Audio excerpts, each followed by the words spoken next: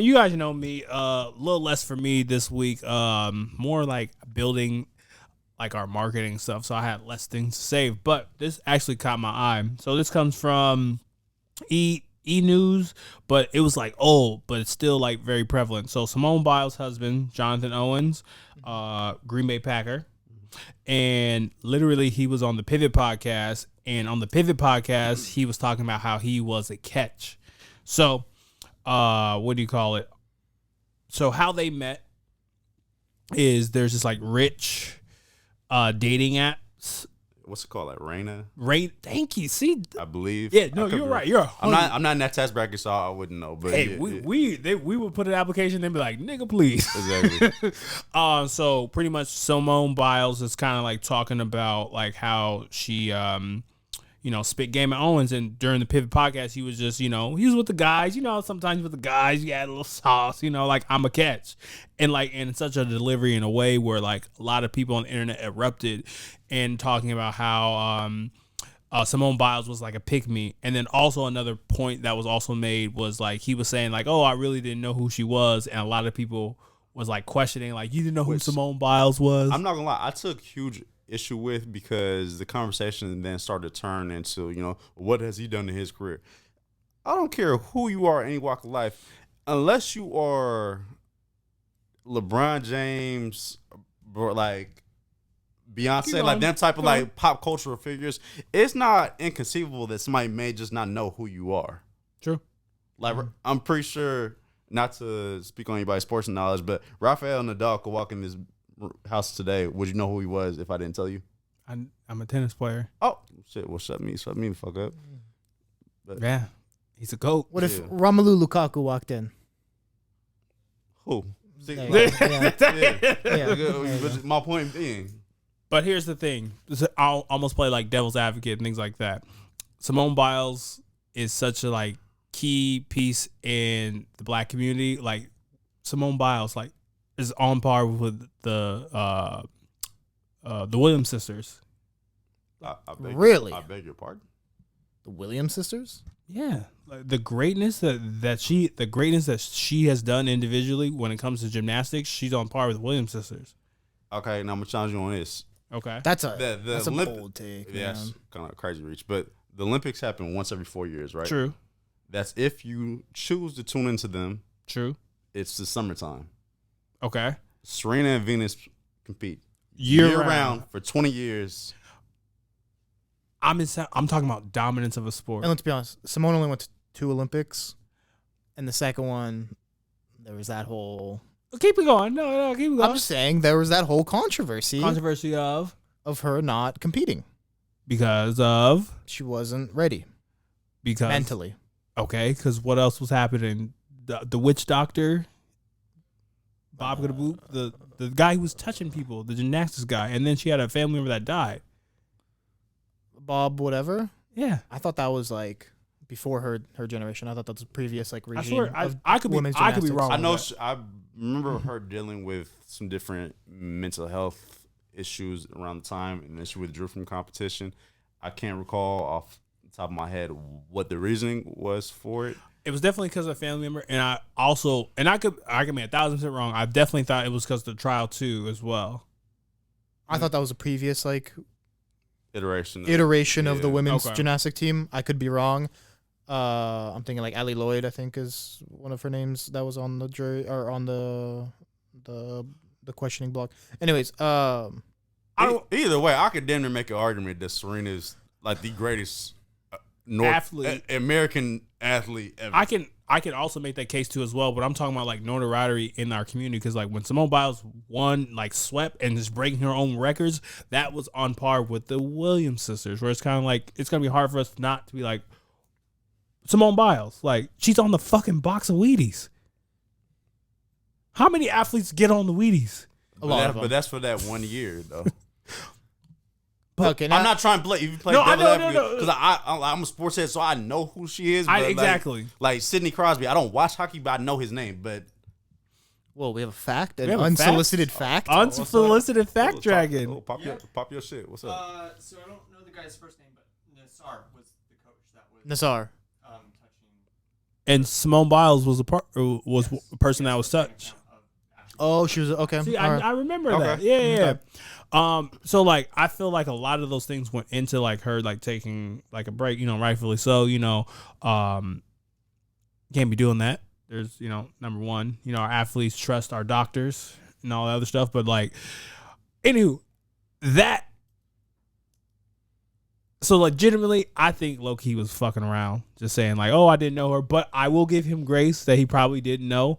But the whole major point of like what blew up on social media, and I think you were going to a great point, and like we kind of like went into our podcast vortex. Please bring that up again, where like he legitimately didn't know her. 'Cause I feel like that was a gem.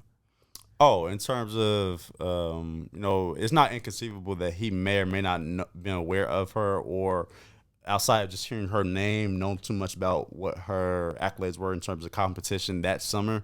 Yeah. Along with him also, I think he was in his last year in college, so still being in camp. So I know from my friends who've been D1 athletes and gone to be professional athletes, like when they're locked in, especially in football, like I'm not on Twitter, I'm not, tuning into ESPN every day because I got 2 days. Like, and this other shit really matters to me. So it's not inconceivable, and it was just kind of, it became a weird conversation as far as people kind of downplaying what he's done in his career and just making it seem like he's some average, everyday Joe Schmo just walking around. Yeah. Like, nah, bro, it's 32 teams in the league. Probably it's 53 on the active roster. The fact that you're a starter is an accomplishment. So, not to say he's individually been as dominant in his career as she has, but you're at home. Like, what the fuck? Like, you're telling 2 millionaires what the fuck? Like, they've been unsuccessful in their life.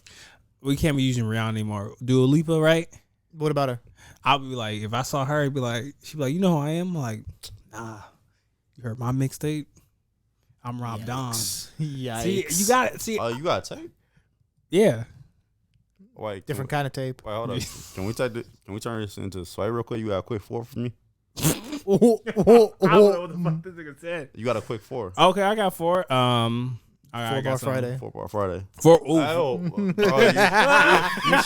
you saw the vision. Literally Friday. Damn. I'm more R&B. I'm not a rapper. Freestyle a melody. I just heard somebody do it the other day. Wow. I like to write on my BlackBerry. You know what I'm saying? I lost it in Cabo. Oh, so you need to touch a ghostwriter. Got you. Okay. Exactly. He's like Kanye. He doesn't do exactly. I'm not. He only writes. I'm not tap dancing. Yeah, exactly. Yeah. Monkey. What you? Yeah, damn. You don't freestyle because your style ain't free. Yeah. See. I got you. Yeah. But anywho, but I get his play. But actually pivoting just a little bit, where like, because there was a part 2 of it. Part 2 of it was like people were really calling Simone Biles like a pick-me type of a chick because she was talking about how enthusiastic she was about like really reaching out to him and like getting together with him. And I'm just curious to you guys, were like, have y'all ever been pursued by a woman before, where like it like you interested in her, but like you like no, she's like, oh, she fucking with me heavy. Has that ever happened to you guys? Yeah, quite a few times. I'm not gonna lie. Probably the most aggressive woman she slid in my DMs and said she wanted to take me out. Damn. She took me in Morton's. I appreciate it. Had a nice evening. I tried to little free dinner. I tried to pull out. No, I swear to God, bro. I tried to pull out my wallet. I thought she was saying, "Yeah, take you out," but like, all right, I eat at Morton's and other shit on the regular, so I'm not really tripping about where we're going. More but than regular. I tried to pay, and when I asked the waiter, he was like, "Oh, the bill's already been taken care of." I was like, "Fuck," but no. She had a little game. I appreciate it. Oh, okay. Look at this guy. Damn. Okay. What about you, Kos? Yeah, I've had to block him. Whoa. That's crazy. Was she ask you for nudes? Too much pressure. Just too many messages. Too much. Leave me alone. The love bombing. I feel you. It's just too much. But sorry, where were you going with this? You were the pick me thing. Yeah, the pick me thing. I don't like that narrative because I don't think people should be judged based off of how they love or how they show affection. Especially where it's like you don't know that situation. You're saying that from an outside perspective that she was like quote unquote pick me girl because she was excited to meet him, and you should be excited to meet the person you want to like build a relationship or whatever. You should be ecstatic and all this stuff. So I think like stuff like that is why like the dating community and that culture is just so toxic right now because no one wants to show their hand. And I get it. You can't show your hand.